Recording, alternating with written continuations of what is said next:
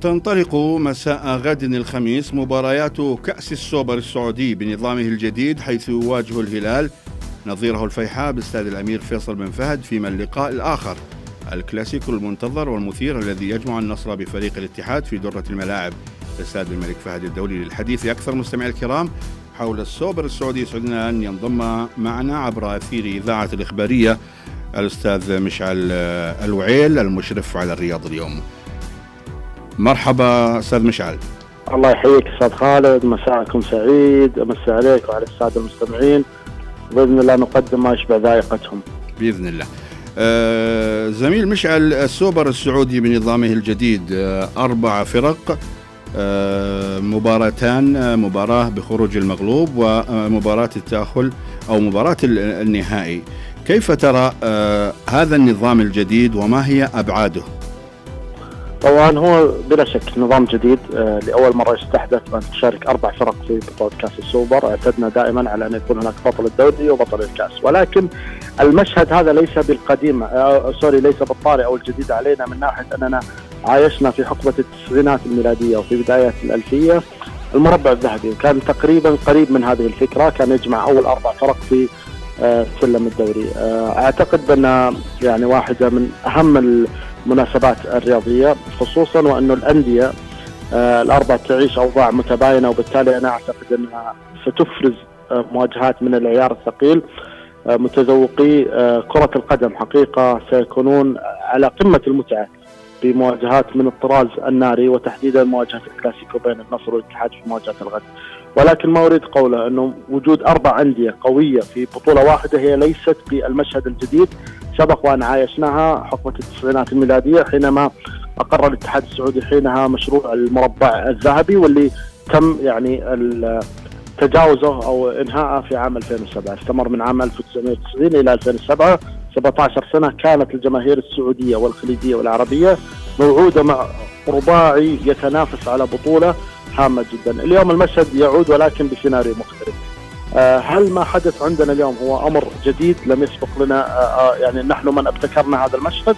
لا، اليوم نجد أنه الدوري الإسباني، الاتحاد الإسباني، بطولة السوبر ذهبت بهذا الاتجاه أن تشارك 4 فرق. طبعا زيادة الفرق، زيادة المباريات بدون أدنى شك لها عوائد مالية جدا كبيرة، من حيث النقل التلفزيوني، عقود الرعاية، عقود حقوق النقل، علاوة على ذلك الجماهير الحاضرة. وبالتالي دائما بدأت الاتحادات حقيقة تذهب بهذا الاتجاه في كيفية استثمار مثل هذه المناسبات.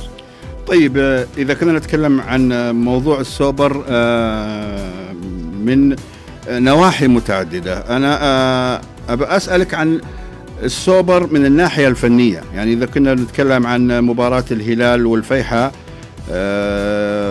اللي راح تقام على استاد الأمير فيصل بن فهد، الفيحاء في الموسم الماضي استطاع أن يتغلب على الهلال ويحقق كأس الملك. الفيحاء في هذا الموسم ليس الفيحاء الموسم الماضي. أيضا الهلال يعاني من ظروف فنية، وكان آخرها ما اتضح في مباراته أمام أبها الوصول للمرمى الهلالي بشكل سريع. كيف ترى مباراة الغد في ظل الظروف التي ذكرتها الآن بين الفريقين؟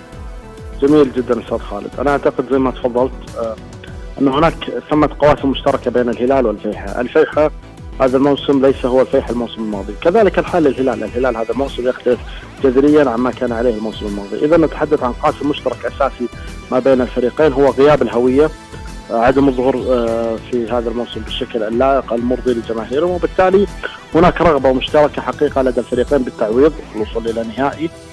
مواجهة لن تكون سهلة. الفيحاء حتى في أسوأ حالاته فريق صعب المراس، حتى في الموسم قبل 3 مواسم حينما هبط كان فريق صعب المراس، وكان فريق يعني يمثل الحصان الأسود في الدوري. فبالتالي الفيحاء في أسوأ حالاته لا يمكن التنبؤ بما يفعل. الهلال في المقابل، الهلال يعني يسير في مواجهاته السابقة بنفس الفريق، بروح الفريق، بقيمة الكيان، بقيمة الفنيلة. كثير من مواجهات الهلال يقدم 20 أو 30% من المستوى، ومع ذلك قادر على كسب المواجهة. وبالتالي هناك يعني ثمة عوامل تجعل الفريقين يعني حريصين على الوصول للنهائي. الفيحاء يريد مسح إخفاقات هذا الموسم بالوصول إلى النهائي ومن ثم تحقيق البطولة. الهلال يريد مصالحة جماهيره أو على أقل تقدير بس الطمأنينة لدى جماهيره قبل معترك العالمي. نعرف أنه بعد فترة سيشارك إن شاء الله في كأس العالم للأندية، وبالتالي هناك حالة من التخوف لدى الجماهير الهلالية تقريبا منذ نهاية كأس العالم، والجماهير الهلالية غير راضية عن عودة الهلال. يعني منذ نهاية كأس العالم الهلال الحقيقة إما يتعثر أو ينتصر بشق الأنفس، وبالتالي الهلال مطالب غدا ب يعني تقديم جرعة أمان لمحبيه على أقل تقدير أن يذهب إلى الأراضي المغربية وهو يعني في وضع نفسي وفني جيد. طيب، هذا فيما يتعلق في مباراة الهلال والفيحاء. اللقاء الآخر يعني كلاسيكو منتظر وهو لا يقل أهمية عن اللقاء الذي قبله، الاتحاد الذي لم يخسر من النصر في آخر موسمين. النصر بوجود رونالدو وغياب لخط الظهر أو أغلب خط الظهر لدى النصر، غياب كونان، غياب الفارو، الحارس سبينا الذي تعرض للإصابة. كيف ترى المباراة في ظل ظروف النصر الحالية بوجود رونالدو وأيضا الاتحاد الذي يقدم مستويات جيدة وآخرها فوزه في مباراة الدوري ب3-0؟ نعم، شوف أستاذ خالد، لو عدنا إلى آخر 3 أو 4 مواسم، أعتقد أن أقوى مواجهات في الدوري السعودي هي مواجهات الاتحاد والنصر. هذا الكلاسيكو اليوم هو أكثر يعني مواجهة في المنافسات المحلية قوة. أعتقد سبب ذلك أنه هناك حالة من التقارب الفني ما بين الفريقين خلال 3-4 سنوات الماضية.